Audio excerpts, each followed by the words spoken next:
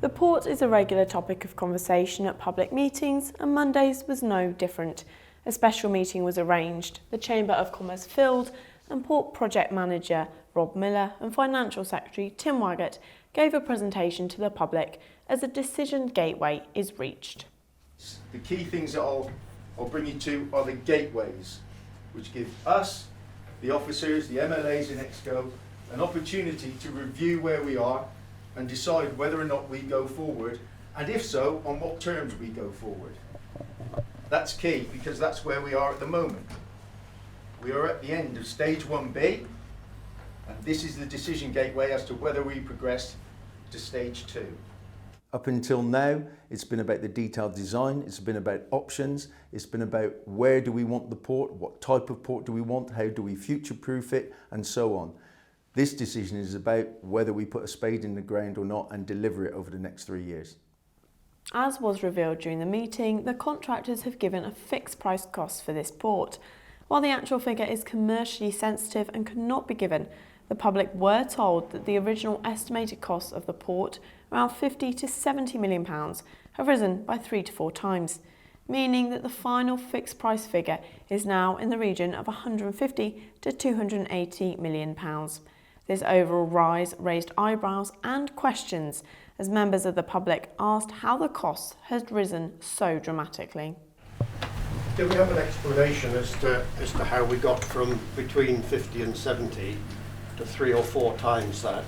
Is that to do with contracting strategy? Because it can't all be to do with inflation and Russia invading Ukraine. Number of reasons.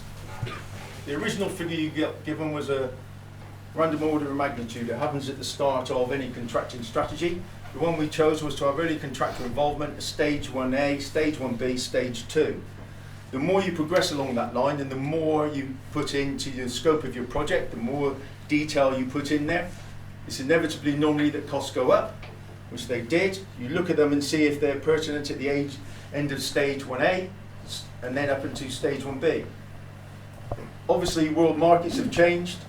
The world is a different place. It's increased exponentially recently, but all of those things add into it.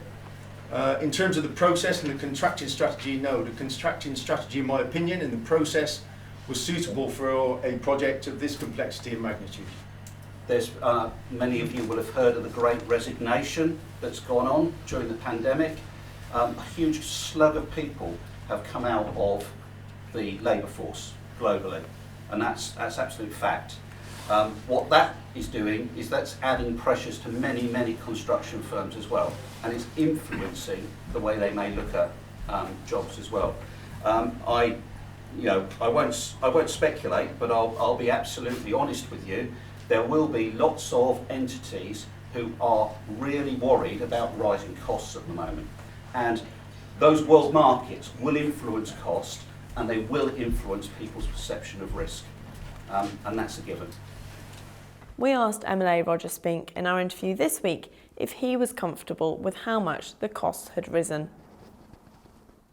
I don't think anyone's comfortable with the amount that costs have risen by, but there are reasons behind each of these things. We have obviously, every time a cost goes up, it is a massive disappointment to us, but we understand the reasoning behind it, and we have people working for FIG, qualified people, to interrogate those costs as well. So, that is the whole purpose of having a whole team dedicated to looking into this project and a professional team looking at it. So therefore, we do have some comfort that they aren't just a set of costs that are dreamed up by the contractor. We did try to arrange an interview with the Financial Secretary, but were unable to do so. Tim Waggett did speak during the meeting to explain the global situation with rising interest rates and balancing the budget in order to fulfil the future capital programme. Know that the MLA's aspirational 10-year capital programme currently amounts to just shy of £400 million. And members have difficult choices that they're seeking to square the circle on in terms of inequalities in society, our health and social care system, what we do with the education estate and whether it's fit for purpose for the future, and how we deliver education in camp as well, and also infrastructure.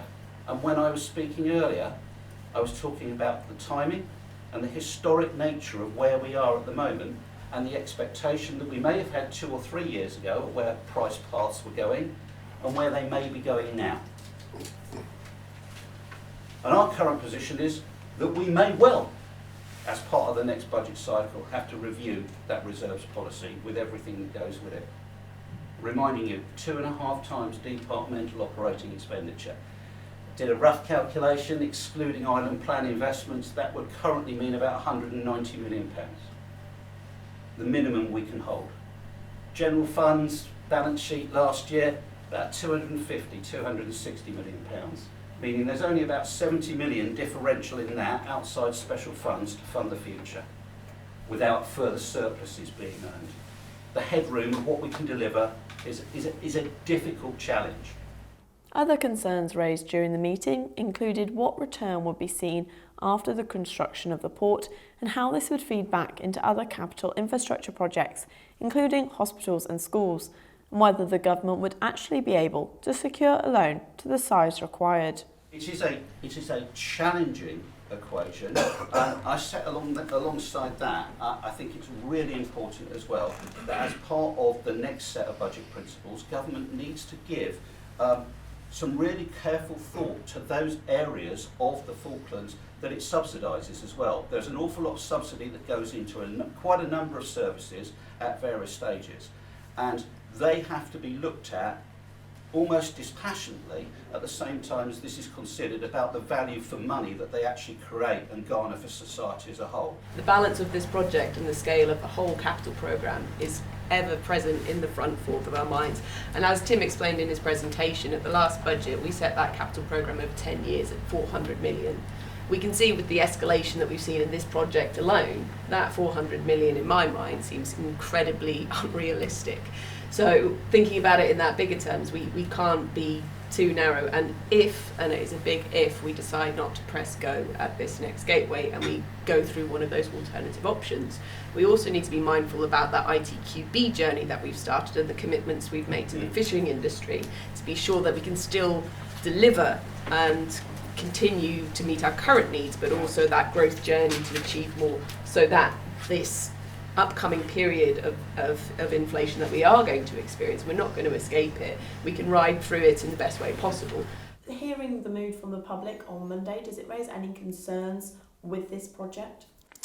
I think the mood of the public is justified in terms of this is the biggest capital project the islands has faced.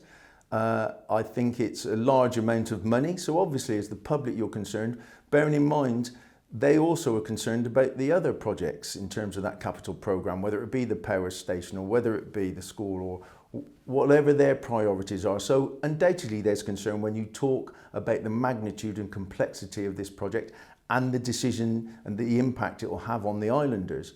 So I totally understand that. I think the main thing is that we will be transparent in terms of the information that's given to the MLAs to allow the MLAs to make that decision on their behalf.